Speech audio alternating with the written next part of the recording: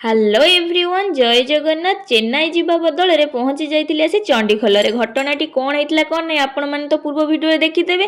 ସମସ୍ତେ ଆସି ପହଞ୍ଚି ସାରିଲା ପରେ ସମୁଦୁଣୀମାନେ ବସି ଦେଇ ବାହାଘରର କ୍ୟାସେଟ୍ ଦେଖୁଥିଲେ। 7 ବର୍ଷ ପୂର୍ବେ ଦେଇ ବାହା ହେଇକି ଆସିଥିଲା, ତା ମେମୋରିକି ପୁରା ମନେ ପକେଇଦେଲେ। ତା ଭିତରେ ଦେଇର ରୋଷେଇକା ସରିଯାଇଥିଲା, ଆମେ ସମସ୍ତେ ବସି ଖାଇଲୁ। ଖାଇବା ସମୟରେ ବି ବାହାଘର କ୍ୟାସେଟ୍ ଦେଖି ମୁଁ ମୋ ନିଜକୁ ଦେଖୁଥିଲି 7 ବର୍ଷ ପୂର୍ବରୁ ମୁଁ କେମିତି ହିଁ ଦେଖାଯାଉଥିଲି। ଯେହେତୁ ଶ୍ରାବଣ ମାସ ଚାଲିଥିଲା, ପୁରା ସାଧା ଖାଇବା ହେଇଥିଲା। ଖାଇ ପିଇ ସାରିକି ବାବା ମା ଗଲା ପରେ ମୁଣ୍ଡଟା ବହୁତ ଜୋରେ ପେନ୍ ହେଉଥିଲା। ଶୋଇବାକୁ ବାହାରିଲା ବେଳକୁ ଦେଖନ୍ତୁ ଏ ମା ପୁଅ ଆସିକି କ'ଣ ହଉଛନ୍ତି, ମାନେ କ'ଣ ମୋତେ ଶୁଆଇ ବି ଦେବେ। ସନ୍ଧ୍ୟାରେ ପୁଅ ତାର ଚିତ୍ରକଳା ପ୍ରଦର୍ଶନ କରୁଛି, ଯେହେତୁ ଆଗକୁ ଅଗଷ୍ଟ 15 ଅଛି। ତ ଦେଇ ମୋତେ ଆଣି ସନ୍ଧ୍ୟାରେ ଚା ଦେଇଥିଲା। ତ ଚା ପିଇକି ମାଙ୍କ ସାଙ୍ଗରେ ଟିକେ କଥାବାର୍ତ୍ତା ଚାଲିଥିଲା। ତାପରେ ପୁଅ ତାର ଏଠି ପାଠ ପଢୁଛି। ତା ମାମା ପାଠ ପଢେଇଲା ବେଳେ ବହି ଟିକେ ବଜେଇ ଦେଲା ତ ସେଥିପାଇଁ ସେ କାନ୍ଦିକିନି କହିଲା ନିତୁ ମୋତେ ପାଠ ପଢେଇବ। ତ ଚାଲ ମୁଁ ପଢେଇଲା ସମୟରେ ଜିଜୁ ନେଇ ଆସିଲେ ଚାଟ୍। ଭିଡ଼ିଓ ଯଦି ଭଲ ଲାଗିଥିବ thank you for watching, bye.